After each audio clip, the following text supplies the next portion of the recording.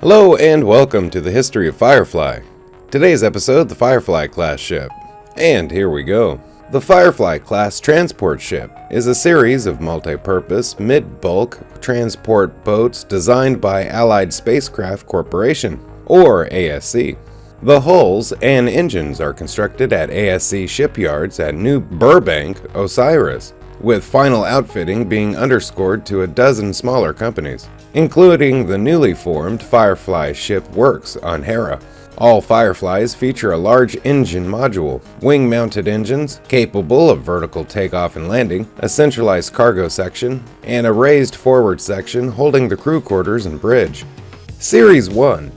The original Firefly was approved for production in June 2434, with the first boats being completed in February 2435. Unlike later designs, the Series 1 did not have a module cargo area, a secondary cargo area, or passenger berths. The design can dock a pair of optional two-man shuttles known as Beetles on the dorsal deck above the crew quarters. These smaller craft have no dedicated cargo area, with the passengers sitting behind the one-man cockpit. 8,000 Series 1 boats were sold over the next 12 years before production was halted to make way for the Series 2 design. Series 2. The Firefly Series 2 was approved for production in March 2447, with the first boats available for sale in 2448.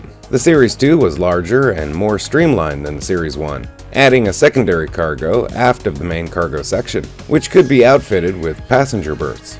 The Series 2 also replaced the bulky engines used on the Series 1 with the all-new Caspian 38 Mark IIs. The Caspian engines were a significant improvement in performance, doubling the ship's top speed, while at the same time halving fuel consumption.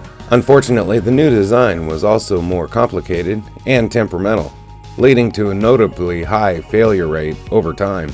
Despite the reliability issues, if properly maintained, the ship is amazingly maneuverable and can still be found out on the stunt circuit. Only 5,000 Series 2 boats were sold before production was halted to make way for the Series 3 design.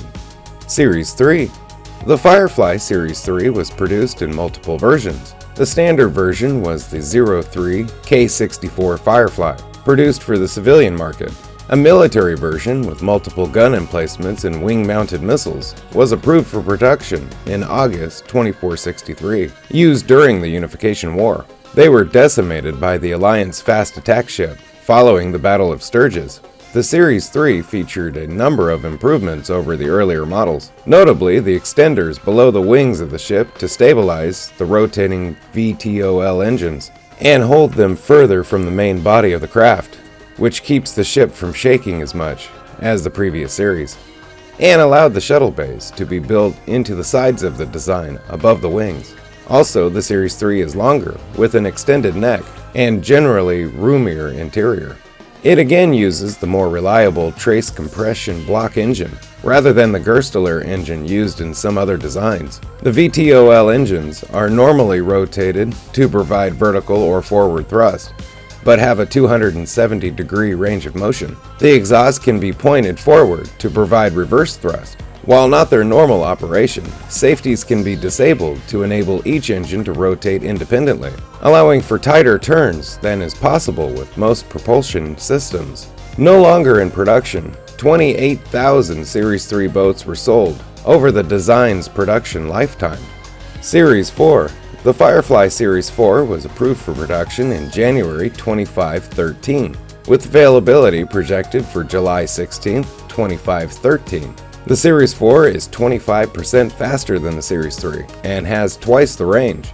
The main hull is significantly wider than the Series 3, with two side-by-side main cargo bays in the main section. Aft of this section, the secondary cargo area is also larger, accommodating proper passenger staterooms or a larger number of berths. The boat also has room for twice the crew of the Series 3. The larger amount of crew space has allowed for the addition of the dedicated land vehicle bay, a cargo elevator, and a small hydroponics garden. The main cargo section is modular and can be adapted to pick up and drop off standard cargo modules without anyone entering the cargo bay itself.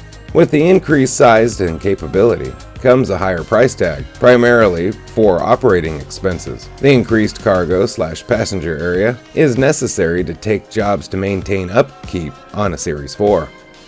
This type is primarily used on the lucrative routes between the central planets and the border planets. For captains traveling the rim planets and more interested in the economy of operation, the Series 3 remains a better option.